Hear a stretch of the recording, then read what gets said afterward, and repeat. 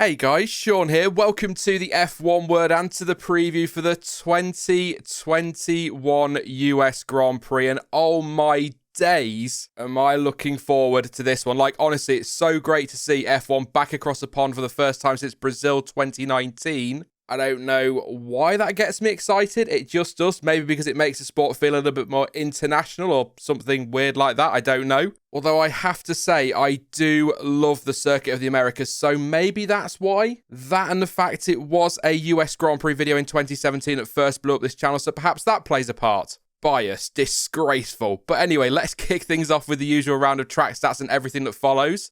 So last time out, F1 was at Istanbul Park, but now for the first time, like I say, since 2019, it's on to Austin, Texas, and the Circuit of the Americas for what is round 17 of the season, and it is round 17, I checked this week.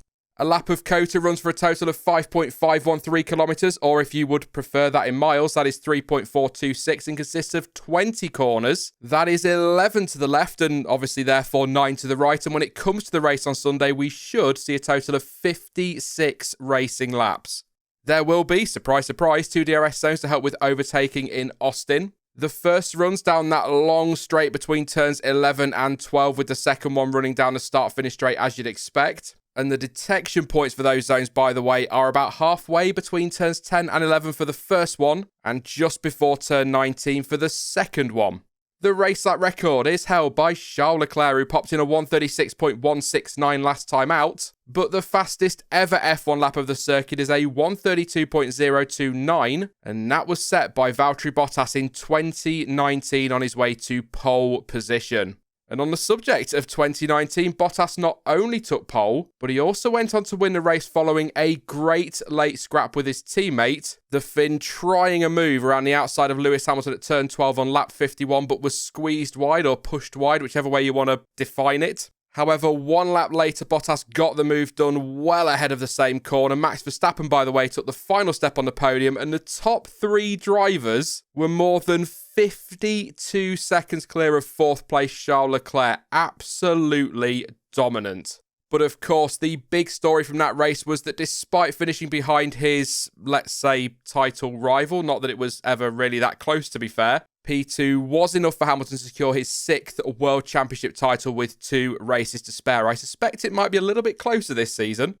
Right then, enough of all that. Let's get excited about tyres. Or not. Whatever. The compounds available for this weekend are right in the middle of Pirelli's range. And so they are, of course, the hard C2, the medium C3, and the soft C4. The same compound selections actually as 2019, but obviously things have changed tyre-wise since the last time F1 visited the US. But it's not just the tyres that have changed. Nice segue, Sean. Since 2019, about 40% of the track has been resurfaced. And Pirelli's Mario Isola says that due to the COVID restrictions, the tyre manufacturer has not been able to analyse a new surface. So there are big question marks over how the tyres will behave. And nobody is really going to know anything until practice gets underway on Friday. So a weekend of unknowns.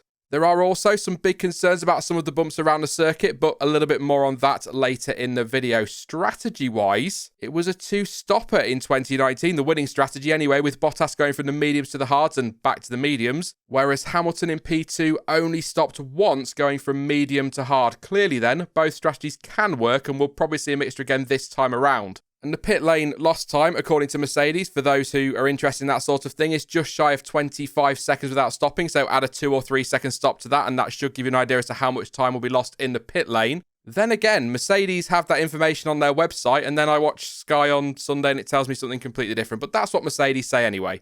The safety car could play a part in strategy, and it has been called out at least once at 3 races at the circuit. But one thing that isn't expected to impact the weekend is rain, and I'm weirdly relieved. The forecast at time of recording is for a full 3 days of dry running, with the chance of rain during FP1 and FP2 at less than 10 and 5% respectively, with highs of 30 degrees also expected. Saturday is very similar, although there is a slightly higher chance of a shower, but it is still relatively low at less than 20% for quali. And when it comes to the race, it should also be sunny with highs of 29 degrees and a less than 15% chance of rain. So it looks as though we are going to get what feels like, anyway, a rare, fully dry weekend.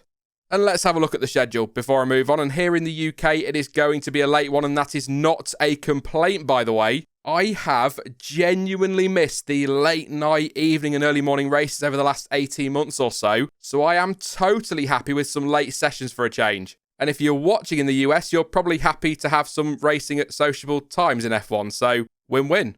FP1 will kick the weekend off on Friday as usual, with the session starting at 5:30pm BST and will run until 6:30pm. FP2 starts at 9pm and again runs for 1 hour. FP3 on Saturday is not until 7pm, with qualifying underway at 10pm, obviously on Saturday as well. And it is lights out for the race at 8pm on Sunday, and again that is in UK time.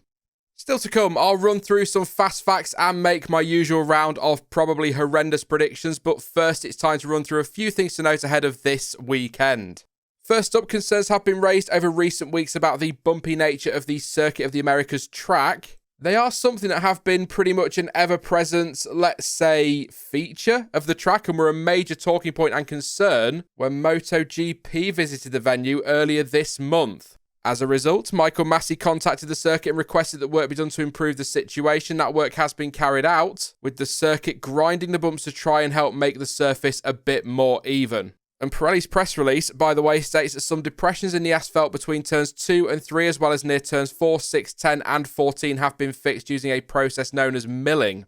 However, that is unlikely to have fixed the problem completely, and Pierre Gasly is quoted in AlphaTauri's US preview as saying that it could, quote, be quite complicated this weekend, and added to that by saying, again, quote, having watched MotoGP a few weeks back, the bumps which were already pretty bad last time we raced there seem even more severe now. So keep an eye on that one this weekend. Petronas has reiterated its long-term commitment to Mercedes amid speculation that the manufacturer was set to sign a deal with Aramco, a deal which would, if true, end the long-standing partnership between the two.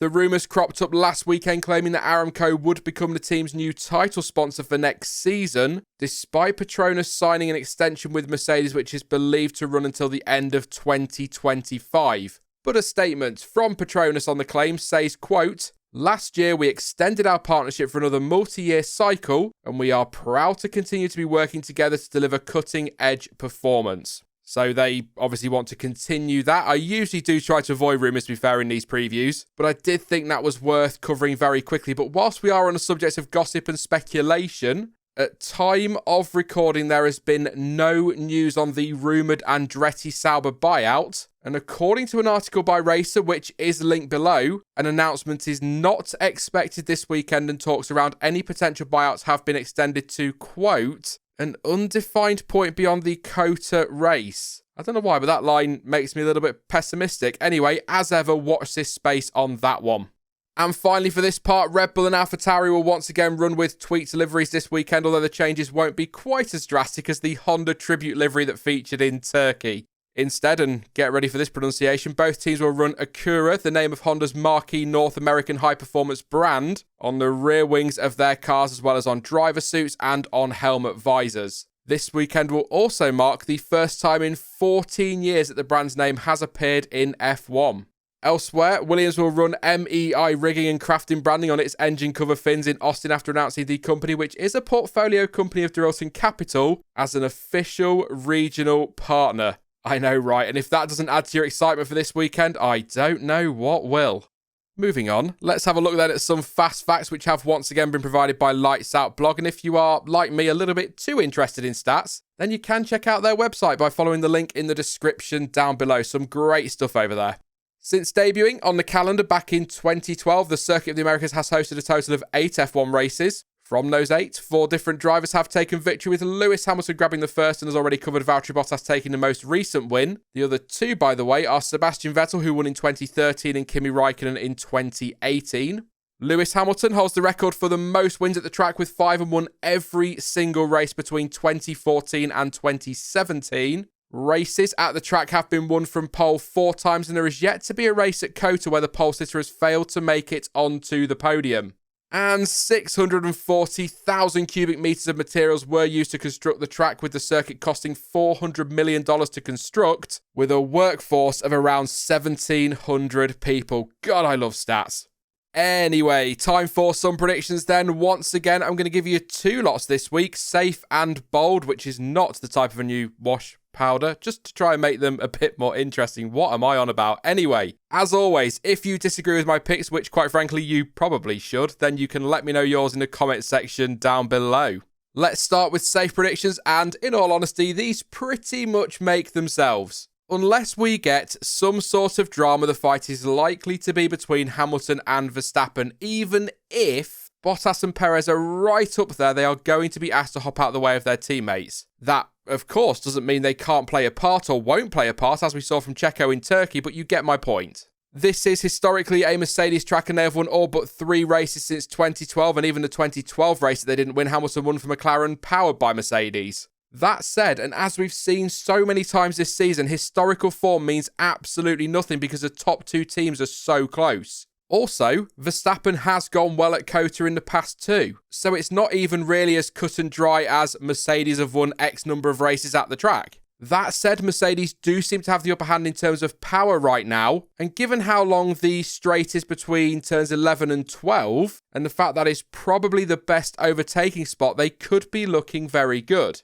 So, again, safe predictions, Hamilton on pole and taking the win for me with Verstappen P2 and Bottas pinching that final step on the podium. I'll even go as far as to say that Red Bull will use Perez late on to snatch the point for fastest lap, although it's got to be said, if Verstappen is well clear of Bottas and can't quite take the fight to Hamilton, he might well go for what could be a vital point, but I'll stick with Checo for the sake of variety more than anything.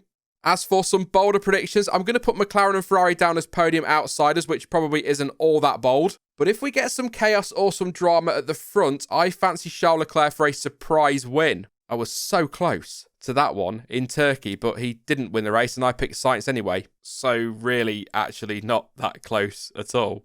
I'll also go with a Pierre Gasly podium, which would be just as surprising. And I don't know if putting Williams down for points with George Russell is considered bold anymore, but I'm going to say top 9 for him and a top 5 for Sebastian Vettel. He could really do with a properly good result because he hasn't scored a point since Belgium.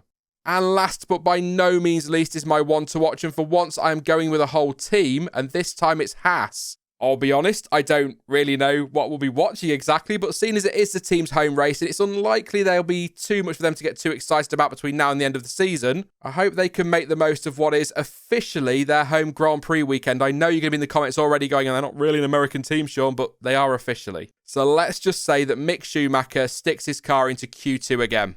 That is it, though, for the US Grand Prix preview, but you can, as always, let me know your thoughts and your predictions ahead of the weekend down in the comments section. So the usual round, who have you got for pole? Who do you think will win on Sunday? And which drivers are you keeping a very close eye on this time around? Now, I will be back soon with another video, and don't forget to join us shortly after the race on Sunday for the usual live reaction. Just a reminder, it will be a late one this weekend. In the meantime, though, if you did enjoy this one, then please do leave a like, as it really does help out the channel, and don't forget to subscribe so you don't miss out on any future videos or streams. But as ever, thank you for watching. I've been Sean, this has been the F1 Word, and until next time, goodbye.